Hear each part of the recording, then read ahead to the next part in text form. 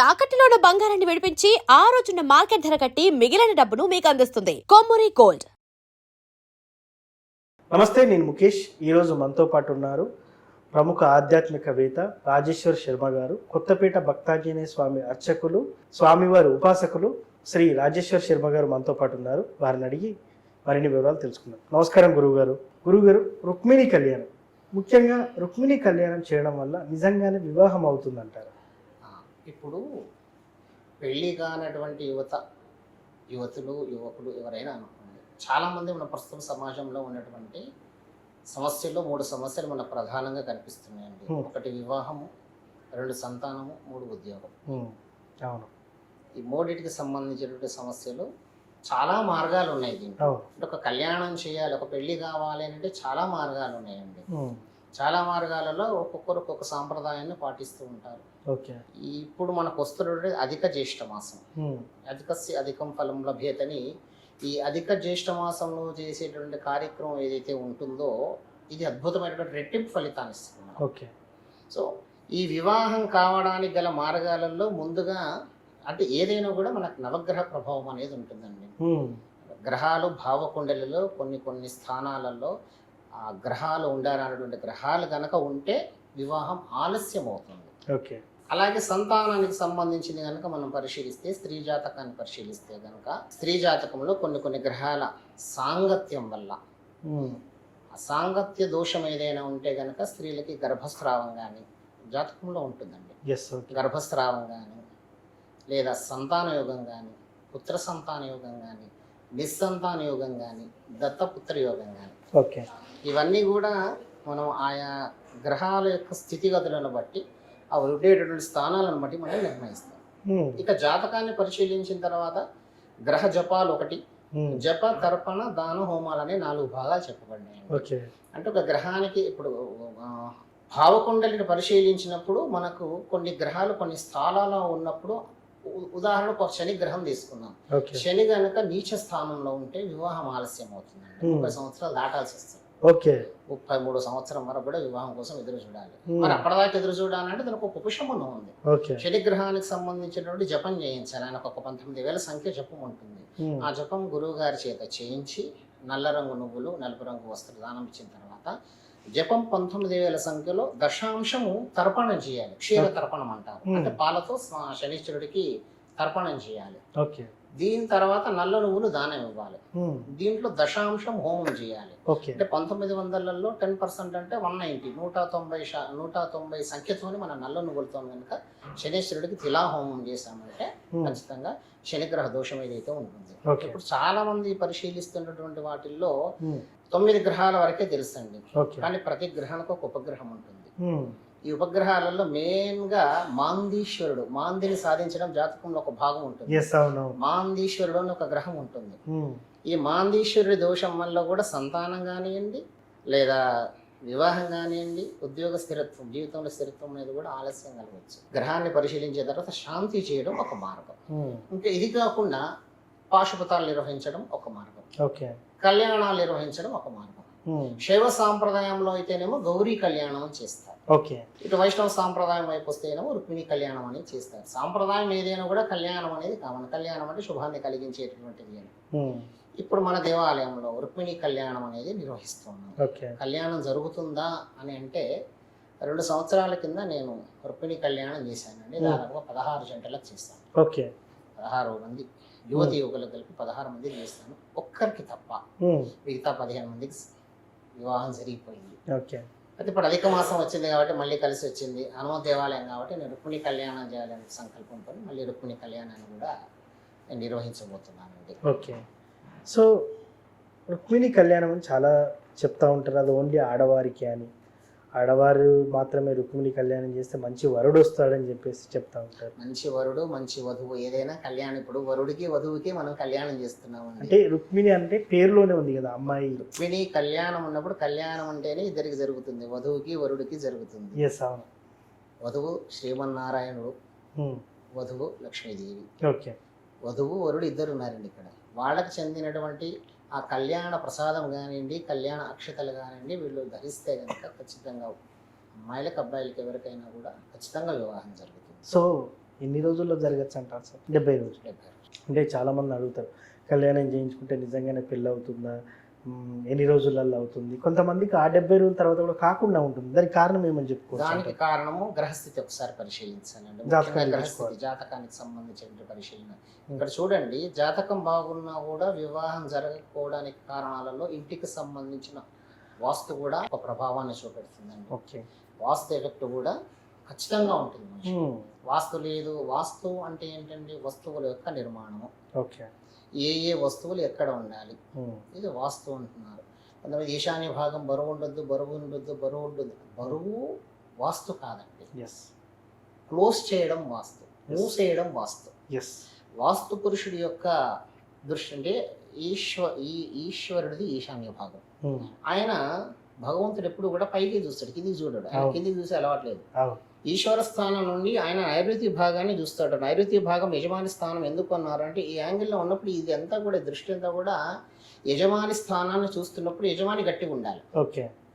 యజమాని గట్టిగా ఉండాలి కాబట్టి ఆయనకు నైరుతి మూలని కేటాయించారు. మరి ఆ నైరుతి మూల ఉన్నత స్థాయిలో ఉంటేనే ఈశ్వరుడు యొక్క చూపు ఈశాన్య భాగం నుంచి నైరుతికి యజమానికి ఉండి యజమాని సంరక్షకుడుగా, యజమాని కుటుంబ సంరక్షకుడు అన్నాడు. యజమాని ఆయన ఈశ్వరుడు రక్షిస్తే, భగవంతుడు రక్షిస్తే ఆయన కుటుంబాన్ని రక్షిస్తాడు.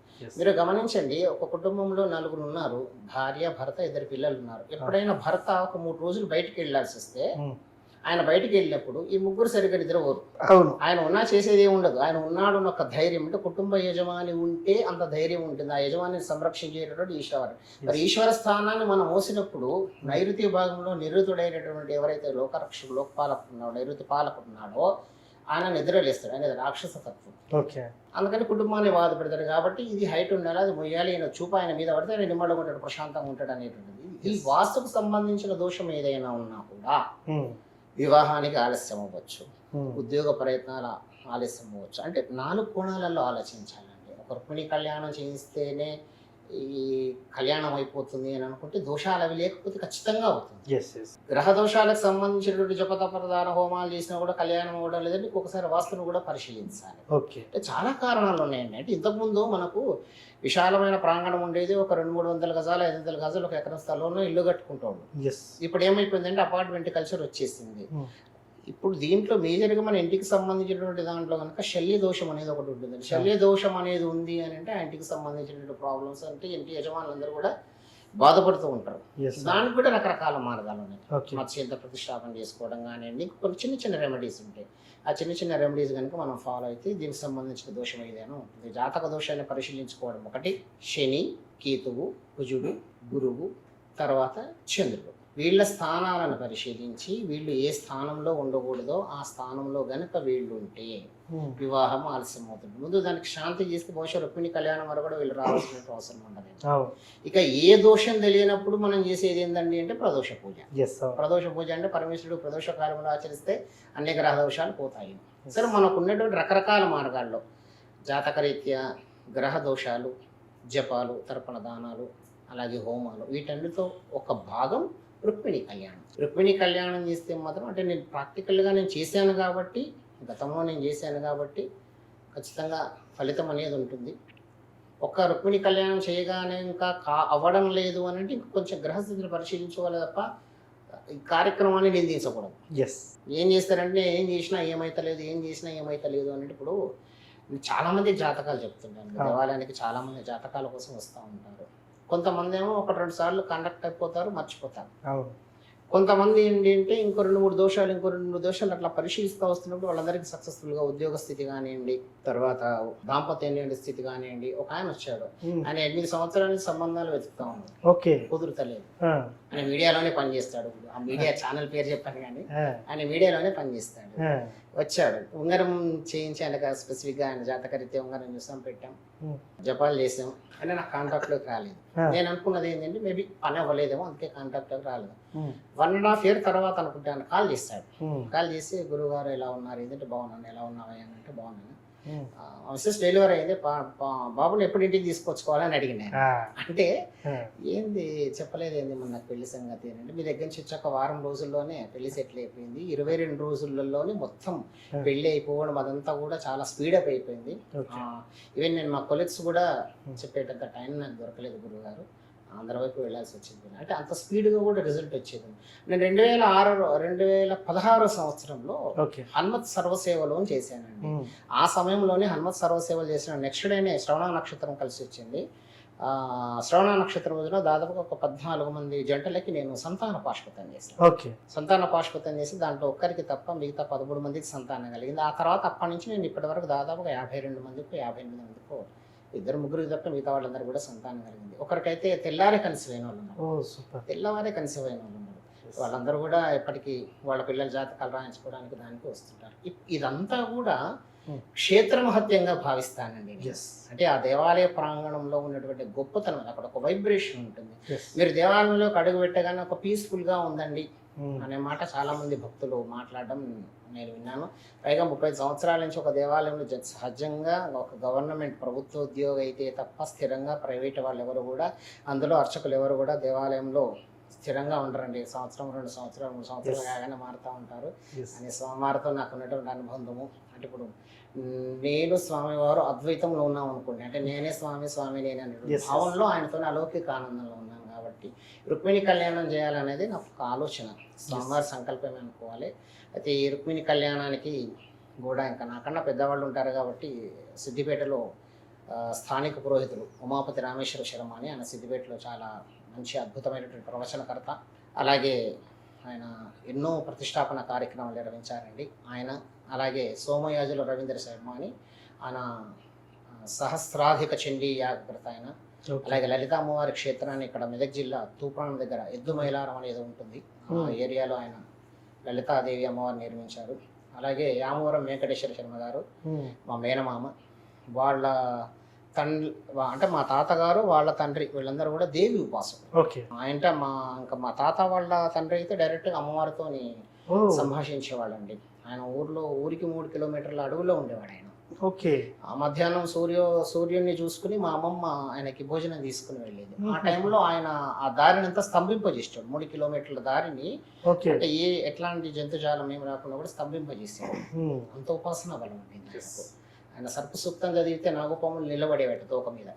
అద్భుతమైనటువంటి వాళ్ళు. ఆయన మనవాడు ఇప్పుడు యామవరం వెంకటేశ్వర శర్మ, మా మేనమామ గారు ఆయన. ఆయన కూడా దేవి ఉపాసకుడు.